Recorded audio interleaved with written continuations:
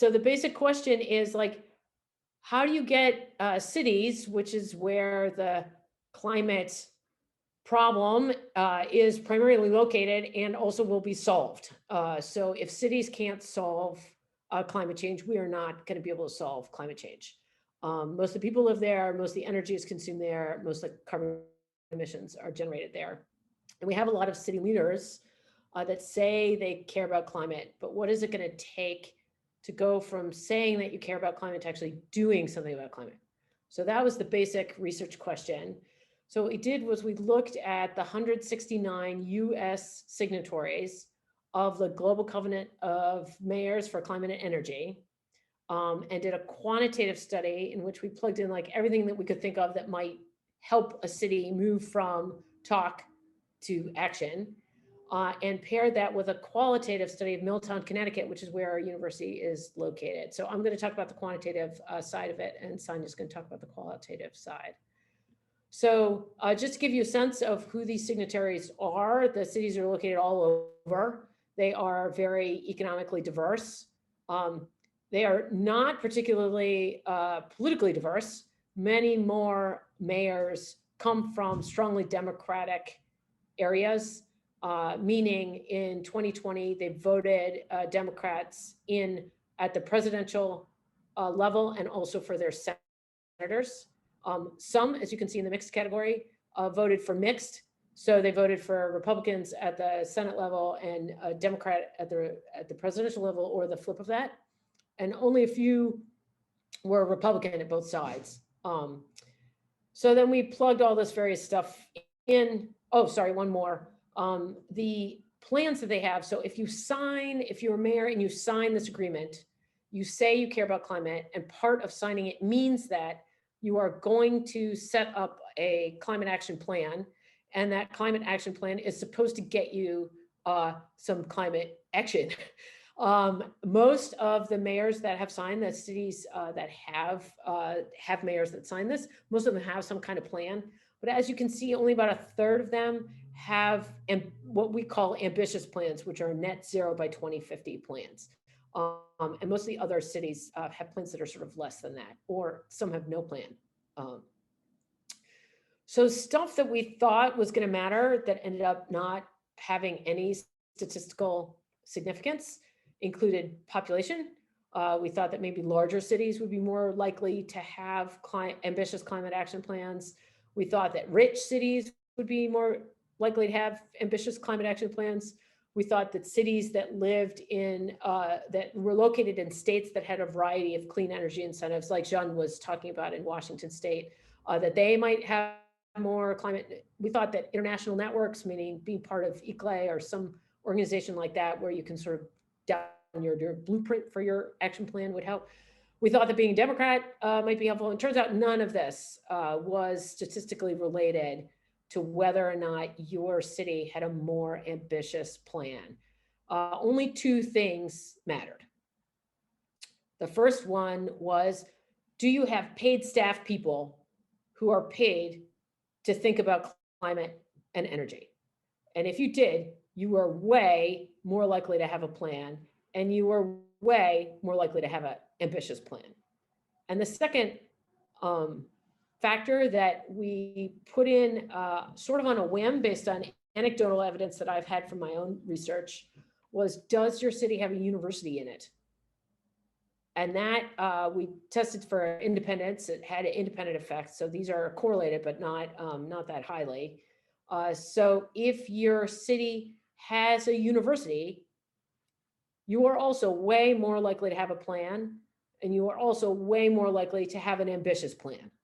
So that was super interesting. So we decided or Sanya decided to dig into the Milltown case to try to figure out like why were these energy managers and universities so important? Yeah, so kind of what we were talking about before, we were interested in Middletown because that's where Wesleyan is located, but also because in 2019 they released a plan to transition to an entirely renewable city by 2050. So that was kind of why we returned to Middletown for our qualitative case study, because it is a strong example of like a city voluntarily crafting a plan that far exceeds the standards put in place on like a state, nationwide, or global level.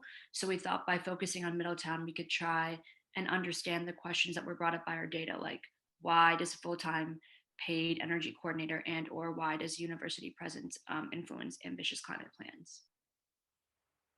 So we did a lot of research on like the background of Middletown, and it is very clear that like although they indicated they cared about the climate, there was no serious action until 2010, and that was the year that they implemented a full-time energy coordinator, which was fulfilled by Michael Harris, who's still holding the role. And that from that point onward, we see a steady progression towards an ambitious climate plan that's in place today. So it's overwhelmingly clear, like through the background and the interviews that we took place, that the creation of the plan would have been almost impossible without the energy coordinator position. So technically, the plan was co-written by the energy coordinator and the Clean Energy Task Force, which is a completely volunteer, like Middletown committee.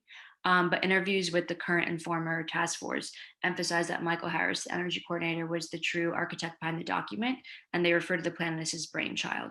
And it's kind of like the research that we found out was because as the only full-time staff member in Middletown, in like Middletown's energy and sustainability department, he's an expert on the energy usage and is best equipped to actually create the plan that directly addresses the total renewable shift.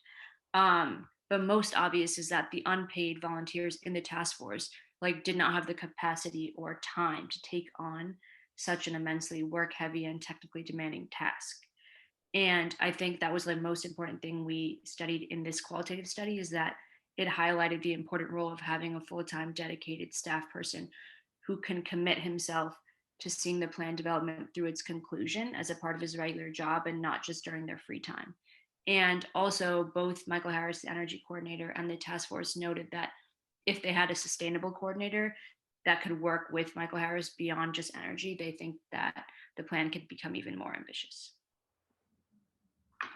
And then the second thing that we focused on was the presence of university. So through Middletown's case study too, it became really clear that the role of a university um, is really like influential in formatting like ambitious climate plans within cities. So within Wesleyan specifically, Wesleyan and Middletown, they're both formal and informal collaborations. So the most formal collaboration can be seen by the Clean Energy Task Force, which I was talking about earlier. And in the ordinance, it requires that one member be in an institute of higher education. And this is kind of a demonstration of the city indicating that it wants the university's opinion on city matters. But we also see a few financial collaborations. So in 2005, Middletown pledged to generate 20% of their electricity by renewable energy. And when they pledged that, Wesleyan University purchased 1 gigawatt of clean energy annually. And it's important to note that the campus is on privately owned land, so Wesleyan did not receive any direct benefits from this purchase and essentially purchased clean energy for the city to help them reach their goal. And similarly, in a financial lens, Wesleyan established a sustainable Middletown internship position where students from Wesleyan are paid to do crucial work within Middletown, and they largely work with the task force and the energy coordinator to do things that they don't have time to do. And the university pays the students' salaries, but they're doing work on behalf and for the city. So both of these collaborations focus at or kind of suggest that perhaps the financial resources of the university can compensate for the lack of Middletowns.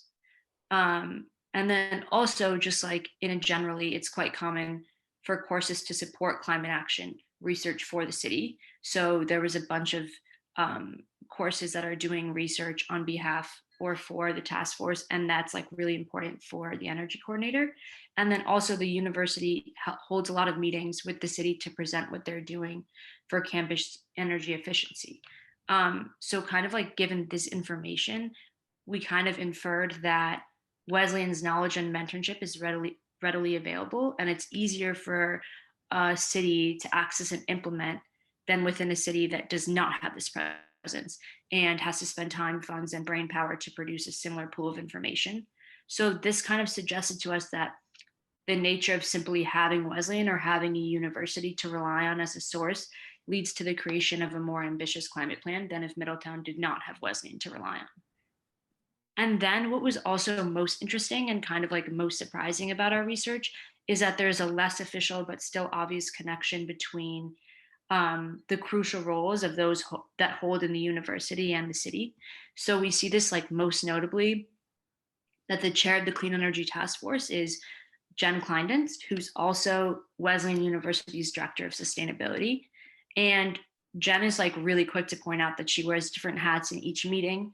But it's really important to note that the same person who has the most influence over the university's climate policy also has significant influence on the city.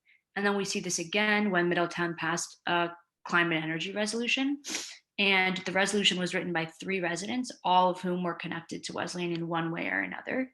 And this was something that we realized was because individuals who work for the university moved to Middletown because of their jobs, but they've extended beyond simply employees at a university and they've become important members of a city community. So kind of through that and the interviews with the Clean Energy Task Force, it's no surprise that all of them individually noted that there is something about the simple presence of a university that positively influences the culture and climate of the city in regards to environmental action.